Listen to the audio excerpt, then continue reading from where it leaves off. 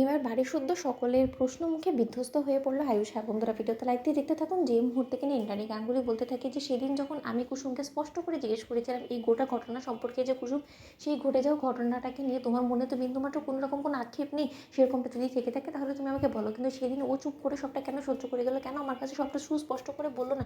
আরে ও যদি সেদিন আমার কাছে সুস্পষ্ট করে সবটা বলতো তাহলে তো আজকে এই দিন দেখতে হতো না আমাদেরকে। ঠিক সেই মুহূর্তে দীপালি যখন বলতে থাকে যে ম্যাডাম কী করে বা বলবে, যেখানে কিনা এরকম গাঙ্গুলি গ্রুপ অফ কোম্পানিজের সিইওর সঙ্গে ওর বিয়েটা হয়েছে, এবং ও তো নিজেও খুব ভালো করে জানে যে ওর সীমাটা ঠিক কতটুকু, এবং বাউন্ড হয়ে ও যে চাঁদে হাত দেওয়ার চেষ্টা করবে এতে করে ওর হাত যে পুড়ে যাবে সেটাও তো খুব ভালো করে বুঝতে পেরেছে, তাই না ম্যাডাম?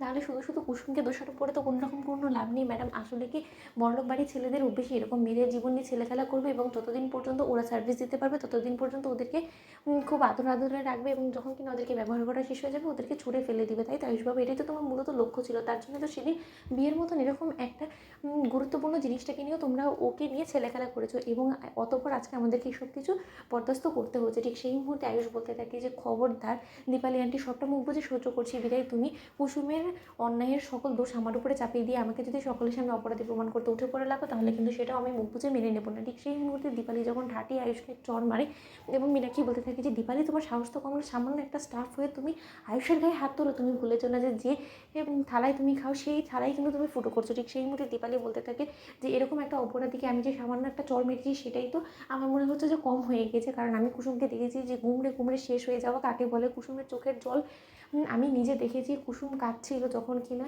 ওর এই গোটা জিনিসটা ওর বাবার কাছ থেকে লুকোতে হয়েছে। ও সিঁথিতে সিঁদুর পড়েছে সকলের কাছ থেকে লুকিয়ে পাচ্ছে, কেনই বা ওর এই সিচুয়েশনটা ওর জীবনে আসবে যখন কিনা আয়ুষ বাবা যদি এরকম একটা সিচুয়েশন ওকে না ফেলতো তাহলে কি আজকে ওর সঙ্গে এরকম হতো না।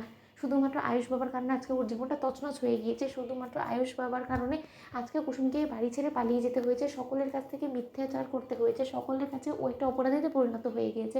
অন্যদিকে ইন্দ্রাণী গাঙ্গুলি বলতে থাকে যে আয়ুষ, তুমি যে ভুলটা করেছো এর জন্য তোমাকে অবশ্যই শাস্তি পেতে হবে, কিন্তু তার আগে যে করি হোক না কেন কুসুমকে আমার দ্বারস্থ করতে হবে তোমাকে, এবং কুসুমকে আমি নিজে জিজ্ঞেস করবো যে কোথায় কী ভুল ছিল। ঠিক সেই মুহূর্তে শঙ্কর যখন বলতে থাকে যে আয়ুষ বাবা, অবশেষে আমার মেয়ের জীবনটা তুমি শেষ করে দিলে, উজাড় করে দিলে। তোমার একটা সামান্য ভুল সিদ্ধান্তের কারণে আজকে আমার মেয়েকে দুশ্চরিত্র থেকে শুরু করে আমার মেয়েকে কলঙ্কিত হতে হচ্ছে, কলঙ্কের দাগ মাথায় করে নিয়ে ওকে কোথায় কোথায় না ঘুরতে হচ্ছে, না জানি আমার মেয়েটা কী হালে আছে। ঠিক সেই মুহূর্তে যখন কিনা আয়ুষ বলতে থাকে যে দেখো শঙ্কর কাকা, সামান্য একটা ফটোশ্যুটকে যদি ও সত্য বলে ভেবে নেয় তাহলে এতে করে আমি কোনো মতেই সেই দায় আমার নিজের কাঁধে নেব না, কারণ আমি কোনো মতেই মনে করি না সেটা আদৌ আমার দোষ ছিল, কারণ সেটা ও কোম্পানির ব্র্যান্ড অ্যাম্বাসেডর হিসেবে এরকম প্রায় সময় ওকে এরকম ফটোশ্যুট করতে হবে, এবং সবটাকে যদি ও বাস্তবতা বলে ধরে নেয় তাহলে সেটা ওর ভুল, আমার নয়।